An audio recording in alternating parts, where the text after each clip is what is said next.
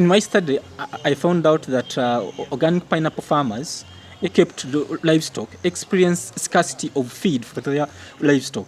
However, during the same season, there is a lot of organic pineapple byproducts which are being generated in the process of processing the pineapples into high value products.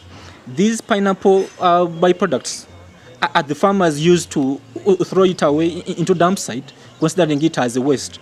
And yet we realized that we could transform it into a very good livestock feed in form of silage, which silage, when fed to the livestock, it can ensure a closed nutrient cycle.